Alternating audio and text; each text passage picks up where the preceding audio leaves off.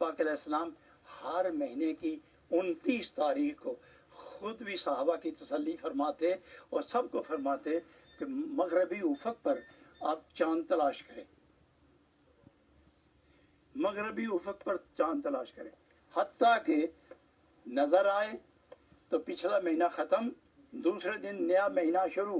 कमरी निज़ाम हिसाब उस वक्त से शुरू है। बिल आखिर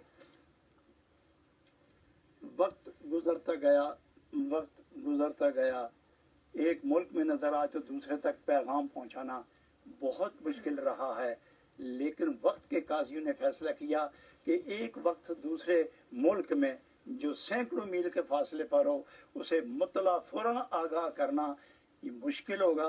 लिहाजा जिस तरह हम देख रहे हैं अपने अपने मुल्कों में देख लिया करो।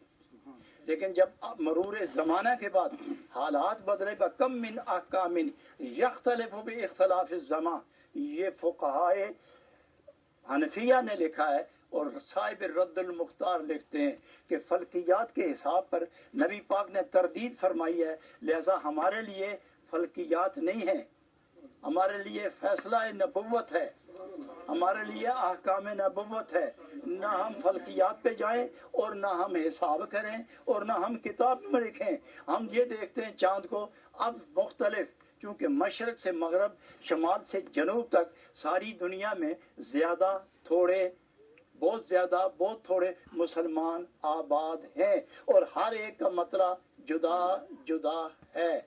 आप ये देखें कि काबा एक है, काबा शरीफ एक है और एक ही जगह है, लेकिन एक मस्जिद इधर फिरी हुई है, एक उधर है, एक उधर है।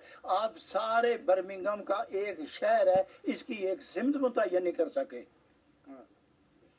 जरूर इख्तिलाफ है, फिर इसके साथ दूसरा शहर उसका अलहदा, तीसरा शहर उसका अलहदा, लेकिन सिमत एक ही रखी गई है, चाहे वो कैसा भी हाल हो।